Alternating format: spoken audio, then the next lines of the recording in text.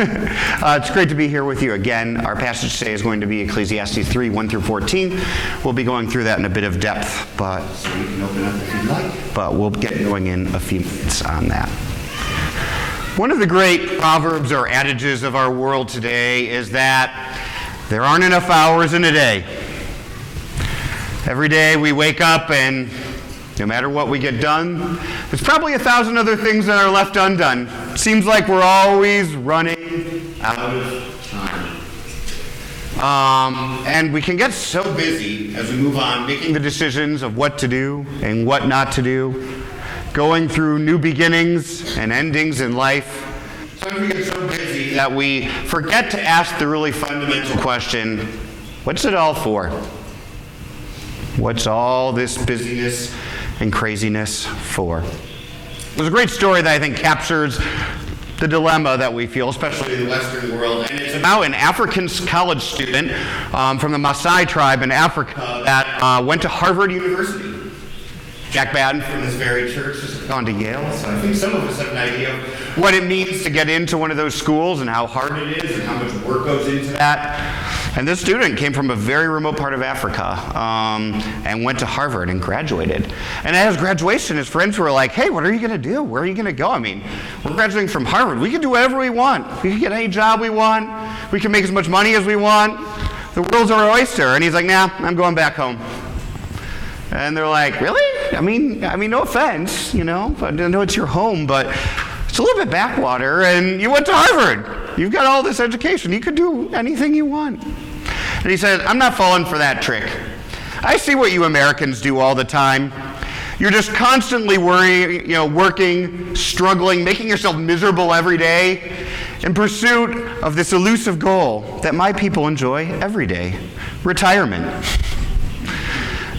And life can feel like that way sometimes, right? We're always moving towards that next thing, working so hard so we can get to the next thing, only to work hard to get to the next thing. And maybe even retirement's a little not what we crack it up to be. My parents retired a few years ago. I talked to them. They seem pretty busy. So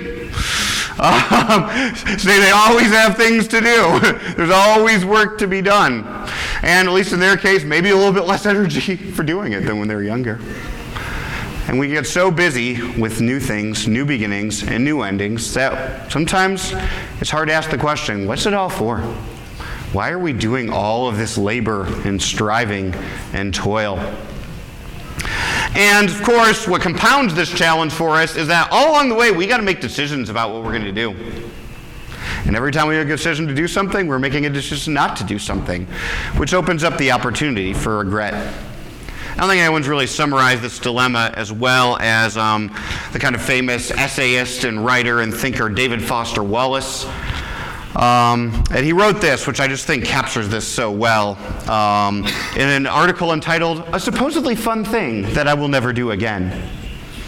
And he wrote, I am now 33 years old, and it feels like much time has passed, and is passing faster and faster every day. Day to day, I have to make all sorts of choices about what is good and important and fun. And then I have to live with the forfeiture of all the other options those choices foreclose. And I'm starting to see how as time gains momentum, my choices will narrow. And their foreclosures multiply exponentially until I arrive at some point on some branch of all of life's sumptuous branching complexity at which I'm finally locked in and stuck on one path, and time speeds through stages of stasis and atrophy and decay until I go down for the third time, all struggle for naught, drowned by time. It is dreadful. Well, that's a cheery meditation to open up with today. But I think at times we can relate to that, right? Because we go through these things in life and we prepare for things, and then they happen, and we make decisions, and we're like, did I make the right decisions? Or did I not? And even if I did make the right decisions, am I happy with the choices I made? And whatever good moment I had that I looked forward to, it's gone. It'll never happen again. I remember when my oldest daughter, right there, Leah, was born. She was this tiny little baby, my firstborn daughter. I'll never live that a moment again. It's drowned by time, it's gone. And all three of my kids, I probably won't ever hold a newborn baby of my own again.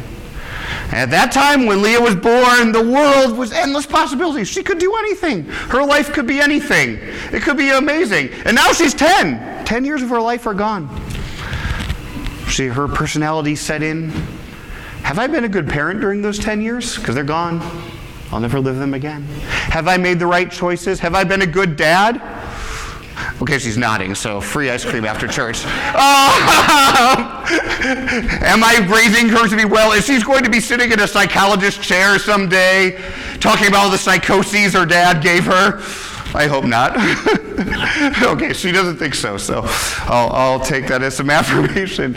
But we have these doubts. We have these questions. Did we make the right choices? Should we have done things differently? Should I have had a different job? Should I have made different choices as a parent? Should I have, chose to spend my days doing different things? And we have regrets from those choices. And then they're gone, and they're done. And you know what? At least when we have choices, the perk of those situations is that at least they were our choices to make. And whether we regret them or we don't, we had a choice. But sometimes in life we encounter these endings that come out of nowhere. We didn't have any choice in them. We just hit a hard ending. Sometimes those endings seem really, really wrong. And we ask ourselves, what's that all for? I remember a time in college, I'll never forget this, one of these formative moments in life that never leaves your memory. I had a really good friend named John Barr, and he was an amazing young man, went to Christian college. He grew up as the son of missionaries in Indonesia. He used to climb these trees. The trees, the branches are very high, right? It's just this trunk, and he got really good at climbing those trees.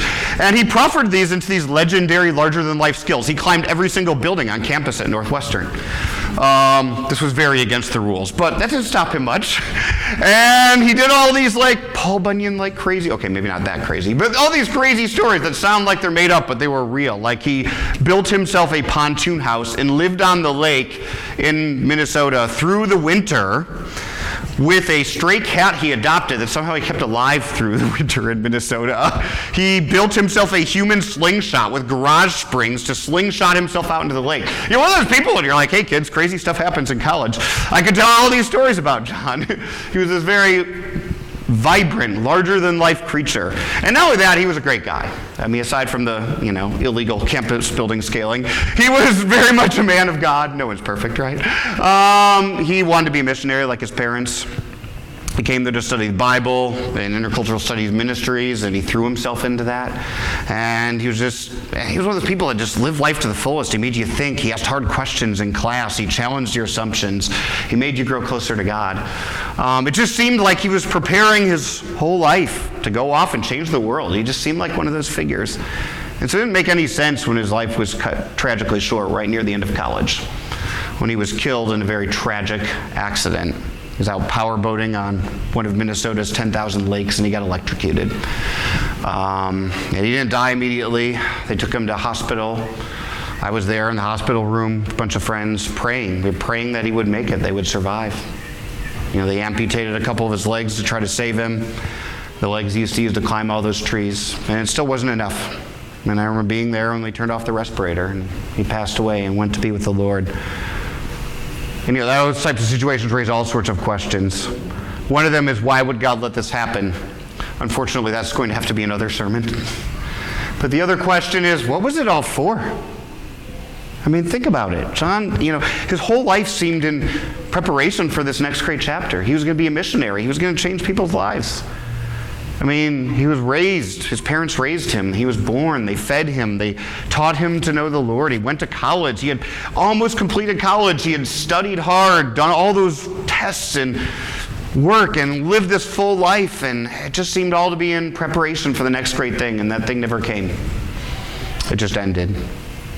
What was it all for? So what do we do? What do we do when we're so busy we barely have time to think? And we don't know if we're even seeing straight? What do we do when we have regrets or doubts about the choices that we've made? And it seems like the choices we have are fewer than the ones we had when things started out. What do we do about those endings that make no sense? Why did that end? That wasn't supposed to be that way. That was supposed to be the preamble to some greater chapter that never came. What do we do?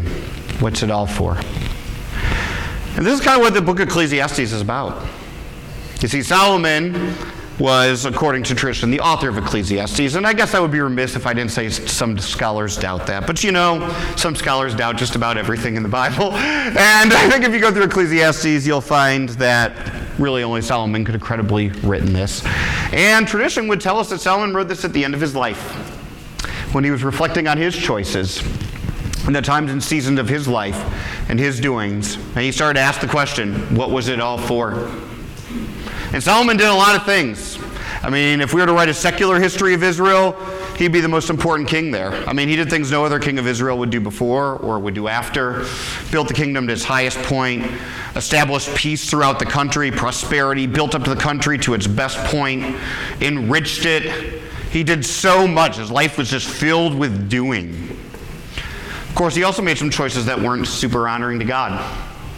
And we don't need to go into all of those here, but he was basically told by the prophet at the end of his life, because you've really only had half a heart for God, you're going to have half a kingdom. Your kingdom's going to be torn from you. When you die, from your son, it's going to be torn in half. And so he'd worked his whole life to establish peace and prosperity, only to know his foolish son would inherit things and lose it all. The kingdom would split in half. That civil war would never be resolved, and that would be the rest of the history that we see in the Old Testament. It was all going to seemingly be for nothing. And so he certainly had regrets. It certainly probably wasn't the ending he was hoping for. And he had to think on this question. And he gives us some guidance here in chapter 3. So we're going to read through this passage. The word of our Lord from Ecclesiastes, verses 3, 1 through 14. There is an appointed time for everything, and there is a time for every event under heaven. A time to give birth, and a time to die. A time to plant, and a time to uproot what is planted. A time to kill, and a time to heal. A time to tear down, and a time to build up. A time to weep, and a time to laugh. A time to mourn, and a time to dance. A time to throw stones, and a time to gather stones. A time to embrace, and a time to shun embracing. A time to search, and a time to give up as lost. A time to keep, and a time to throw away. A time to tear apart, and a time to sew together. A time to be silent, and a time to speak. A time to love, and a time to hate. A time for war, and a time for peace. What profit is there to the worker from that in which he toils? I've seen the task which God has given to the sons of men to be busy with. He has made everything beautiful in its time. He has also set eternity in their hearts, so that man will not find out the work which God has done from the beginning to the end. I know that there is nothing better for them to do than to rejoice and to do good in one's lifetime. Moreover, that everyone who drinks, eats, and drinks and sees good in all his labor, it is the gift of God. I know that everything God does will remain forever. There is nothing to add to it, and there is nothing to take from it. For God has so worked so that men should fear him. The word of our Lord. So right here we see Solomon acknowledging these beginnings and these endings, these seasons of life, birth and death. We think of his own experiences. Struggled his whole life for peace, but he knew war was coming. He struggled his whole time gathering stones to build the kingdom. And yet he knew some of those places he built were going to crumble. And if we were to go to Israel today, where a lot of those places Solomon built up we would see their ruins, long crumbled. His life work in ruins, right? He strived to bring peace and prosperity, to give birth, to plant, and yet he knew things would come to an end. And there's that question, what's it all for? What profit has the worker in their toil? I've worked my whole life for this. What's the point? What's it all for? When we have those doubts, those regrets, when we'll never live those things again, when the ending comes that we didn't foresee, that we didn't plan for. What's it all for? And his answer is this. He has made everything, he has set eternity in their hearts, so the man would not find out the work which God has done from the beginning to the end. What does that mean? I mean, what kind of an answer is that? Well, he said he has eternity in their hearts. I guess probably the best way to phrase this would be with that quote that everyone quotes from C.S. Lewis, right? If we find in ourselves longings that nothing in this world can satisfy, it must mean that we're made for another world. God has given us a desire for eternity, for permanence. God has given us an idea, a desire for infinity. And yet, that's frustrating. We can't achieve that. We can't find that out. Not in this world, because this world is finite. This world is impermanent. This world, everything ends. And that puts us in a place of frustration. And that don't seem even cruel. Why would God do that? Why wouldn't God just make us happy with impermanence? I mean, that's natural, right? If that is natural, that maybe would make sense. Well, he died. That happens to people. It doesn't seem that way. It seems wrong. Well, yeah, we made those choices. We make those choices. That's it. It's natural. Whatever. Well, we don't get to do everything we want. That's just the way it is. Who cares, right? But it doesn't feel right. God puts us, it says, in a place of frustration. Why would God do that? Why would he give us a desire for something we can't experience in this world, here and now? And I think he's done it as a mercy, as a grace, to keep us from missing the sea by looking at the water, right? There's a great, I was kind of blessed when I was in college to also have this mentor who had been a missionary in Rwanda. And he had been there during the genocide in the 1990s. It's a pretty brutal time. He lived there with his whole family. He was there up until they were finally evacuated at the very end. He worked at a seminary. He had built this whole seminary up, his life's work, teaching these students from these ethnic groups that ended up being at war to, love the Lord and to go out and plant churches. And he saw the seminary burn down. And of course, he was a missionary, so he told himself, I got to stay here. Things are getting bad, I got to stay. And by the grace of God, they all made it out alive and safe. But they were there till the bitter end. They probably should have left long before that. And they had some traumatic experiences before they left. They lost everything they had. They had bullets flying through their houses at one point. They had a soldier with a machete come into their house and chop up their kids' stuffed animals because surely the Americans were hiding diamonds in those things, right? And they had to go back and get a lot of help to process these experiences and think, why didn't we leave sooner? We could have. And just feeling, well, this is the ministry, this is the mission, this is what I'm here to do. I got to do it. I got to put up with this. I got to put my family here because we got to do this work. And he says, you think in life that your identity sometimes is in your work. It's in that thing you're doing. And of course, as a missionary, it was all the more deceptive because this wasn't just any job. I mean, he was building God's kingdom, right? He was starting a seminary. He was doing all this work with his life and putting so much love and care into it and making so many sacrifices for it. And it all came to an end. He says, you think your identity is in the work you're doing, sometimes even the work you're doing for God. And if you think that, it's going to destroy you. He says, I know people that have been through similar things, and they just were never the same. It's like, you got to remember, your identity is not in what you're doing. It's not in that job you're working. It's not even in that family you're raising, even though it's an important work. It's not in all the activities that you fill your day with. It's not in the thing that's before you. It's with God. It's so easy to get so busy doing the next thing, maybe doing the next thing with God, that we miss our relationship with God. We miss what God is doing now. We miss our relationship with Jesus, who died to save us, to bring us into an eternal kingdom where those desires can be satisfied. And God doesn't want us to be happy, because if we're happy with those things, we might forget that we're made for another world.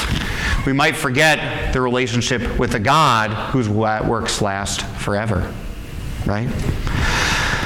And if we have that perspective, if we're not so focused on the next thing, the choices we're making, the choices we're not making, the things that are undone, we might see God. And we might see the beauty in the things God's doing, not in the far future or is going to do as a result of the work we're doing, but in the works he's doing right now. The author says he makes everything beautiful in its time. It's a very powerful statement. It's kind of striking. As a matter of fact, one scholar thinks that's sarcasm. I think he's wrong. He makes everything beautiful in its time. I talked about my friend John and his tragic passing. I didn't talk about his funeral, where I experienced something a little bit different than I did in the hospital room. So again, one of those experiences you never forget.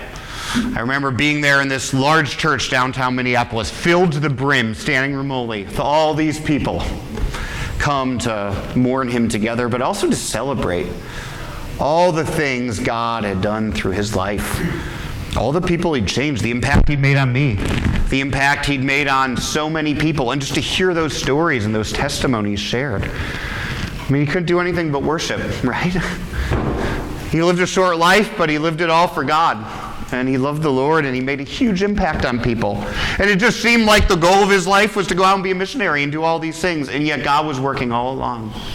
God was doing eternal things, changing people's lives, bringing people into relationship with him, bringing people closer to him through what he was doing every day, because he lived every moment to the fullest with that sense of God. He didn't miss the sea, by looking at the water. He saw that, and he made an impact on all of us. What God was doing there was beautiful in his life, and God did eternal work through his life, work that lasts forever. And though it came to an end shorter than any of us would have wanted to see, God did beautiful things, and we could celebrate that.